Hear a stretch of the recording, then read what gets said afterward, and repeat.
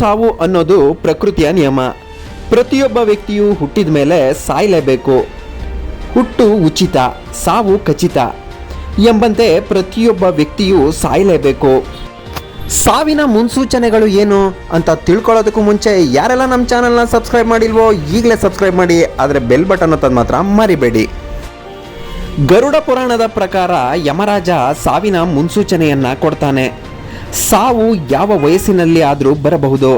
ಆದರೆ ಗರುಡ ಪುರಾಣದ ಪ್ರಕಾರ ಮಾನವನಿಗೆ ಸಾವಿನ ಸೂಚನೆಯಾಗುತ್ತಂತೆ.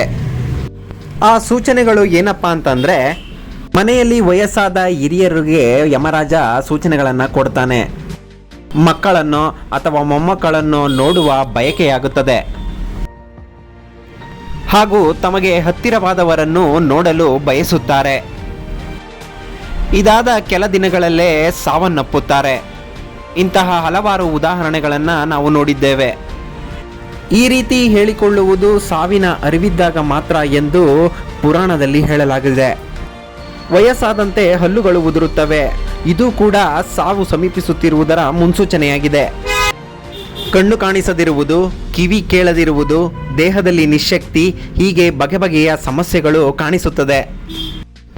ತಲೆ ಕೂದಲು ಮತ್ತು ಗಡ್ಡ ಮುಪ್ಪಾಗುವುದು ಕೂಡ ಸಾವಿನ ಮುನ್ಸೂಚನೆಯಾಗಿದೆ. ಆದರೆ ಇತ್ತೀಚಿನ ದಿನಗಳಲ್ಲಿ ಚಿಕ್ಕ ವಯಸ್ಸಿನ ಮಕ್ಕಳಿಗೂ ಕೂಡ ತಲೆಯ ಕೂದಲು ನಿರ್ಜೀವವಾಗಿರುತ್ತದೆ. ಆದರೆ ಗರುಡ ಪುರಾಣದ ಪ್ರಕಾರ ತಲೆ ಕೂದಲು ಮತ್ತು ಗಡ್ಡ ವಯಸ್ಸಾದಂತೆ ಹಣ್ಣಾಗುತ್ತದೆ ಎಂದು ಹೇಳಲಾಗಿದೆ.